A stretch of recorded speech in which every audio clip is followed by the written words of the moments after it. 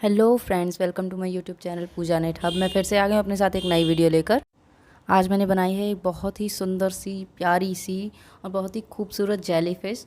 और ये देखिए, मैंने बची हुई ऊन से बनाई है और लाइट कलर लगाए हैं मैंने इसमें, और बहुत ही प्यारी लग रही है बनने के बाद में।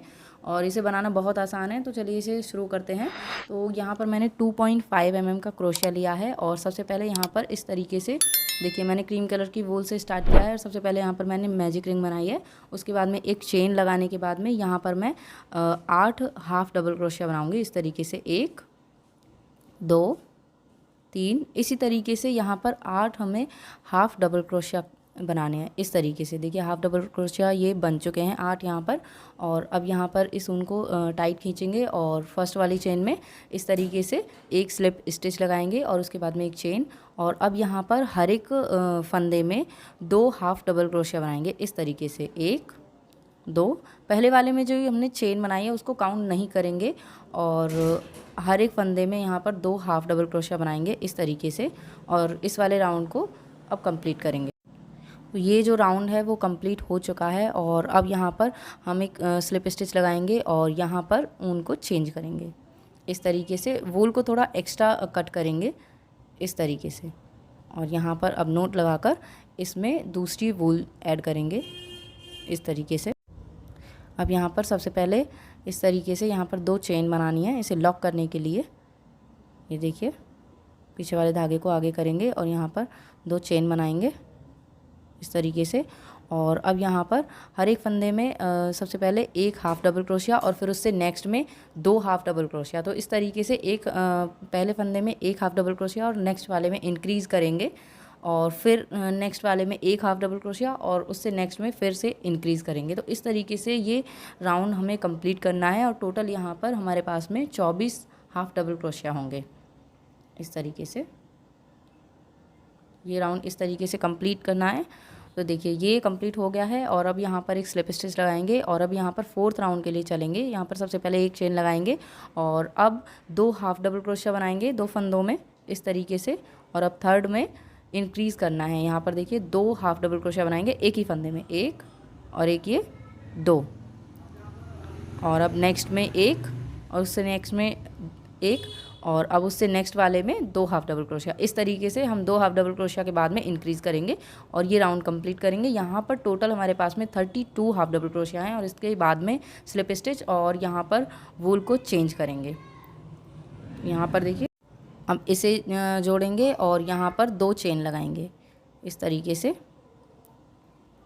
इस तरीके से सबसे पहले यहाँ पर देखिए, वूल को आगे करेंगे बची हुई को और यहाँ पर एक चेन और ये दूसरी चेन। अब 5th राउंड में हमें 3 हाफ डबल क्रोशिया बनानी है। 3 हाफ डबल क्रोशिया बनाएंगे 3 फंदों में और उससे नेक्स्ट में इंक्रीज़ करेंगे। तो ये वाला राउंड हमें इस तरीके से कंप्लीट करना है। और टोटल हमारे पास में जो हाफ डबल क्रोशिया होंगे वो 40 होंगे इस तरीके से। देखिए, ये तीसरा। और अब यहाँ पर हम इंक्रीज़ करेंगे इस तरीके से। और अब नेक्स्ट में एक हाफ डबल क्रोशिया, उससे नेक्स्ट में एक हाफ डबल क्रोशिया, उससे नेक्स्ट में भी एक हाफ डबल क्रोशिया। और अब 4th वाला जो आ रहा है इसमें हम इंक्रीज़ कर देंगे, एक हाफ डबल क्रोशिया और दूसरा हाफ डबल क्रोशिया। इस तरीके से यहाँ पर इस राउंड को हम कंप्लीट करेंगे। 40 हाफ डबल क्रोशिया हैं हमारे पास में टोटल। और अब यहाँ पर एक स्लिप स्टिच लगाएंगे और अब नेक्स्ट राउंड की तरफ चलेंगे। तो यहाँ पर एक चेन लगाएंगे और अब यहाँ पर 6 राउंड में 6 to 9th राउंड हमें 40 हाफ डबल क्रोशिया बनाने हैं। और हर 2 राउंड के बाद में जैसे ही वूल के 2 राउंड कंप्लीट होते हैं तो वहाँ पर हमें वूल चेंज कर देनी है। तो यहाँ पर 6 राउंड मैंने इसी वूल से बनाया और 7 और 8 के लिए मैं फिर से चेंज करूँगी और 9th के लिए मैं फिर से यहाँ पर वूल चेंज करूँगी। तो देखिए, 9th राउंड कंप्लीट हो चुका है। और अब यहाँ पर 10th राउंड के लिए एक चेन बनाएंगे और उसके बाद में 3 हाफ डबल क्रोशिया इस तरीके से।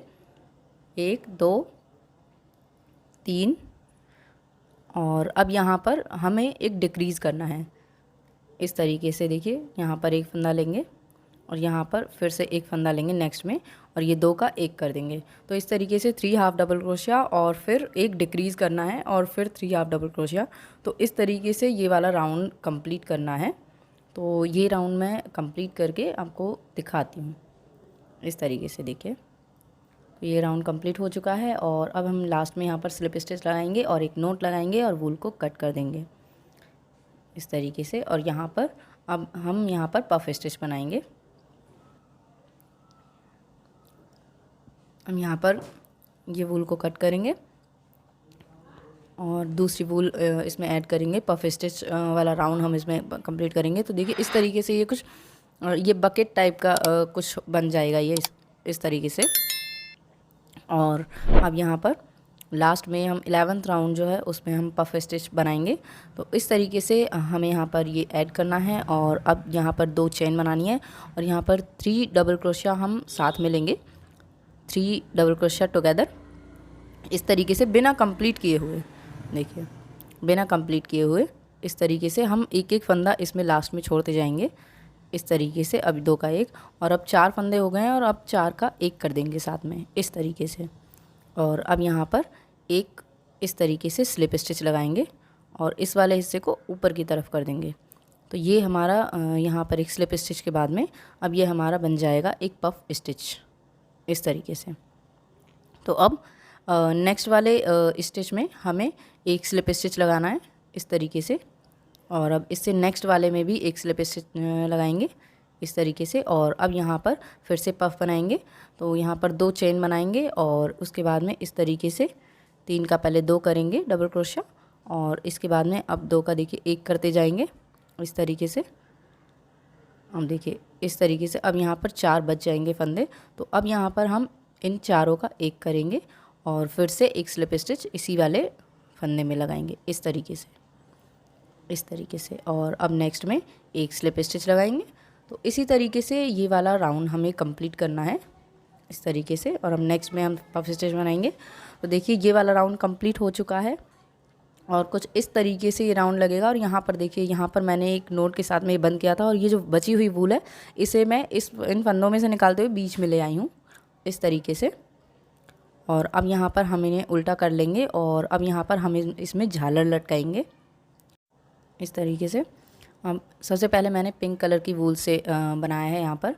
तो इस तरीके से यहाँ पर इसे जॉइंट करेंगे वूल को और थोड़ा सा एक्स्ट्रा वूल रखेंगे। जो नीचे वूल लटकेगी वो यही वाली वूल होंगी जो हम यहाँ से छोड़ेंगे इस तरीके से। सबसे पहले यहाँ पर चेन बनाएंगे। यहाँ पर हमें टोटल 45 चेन बनानी है इस तरीके से। ये चेन में हम बनाते चले जाएंगे।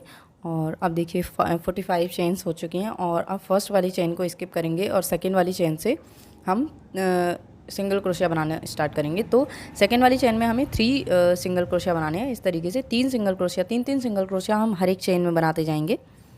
नीचे से ऊपर तक हमें 3 सिंगल क्रोशिया हर एक चेन में बनाने हैं। और जो स्टार्टिंग के 5 चेन हैं वो हम छोड़ देंगे जहाँ से हमने स्टार्ट किया था इस तरीके से। देखिए 3 सिंगल क्रोशिया हर एक चेन में। और अब देखिए इस तरीके से राउंड होता चला जाएगा। अब इसी तरीके से हमें 3 सिंगल क्रोशिया बनाने हैं, 3 सिंगल क्रोशिया।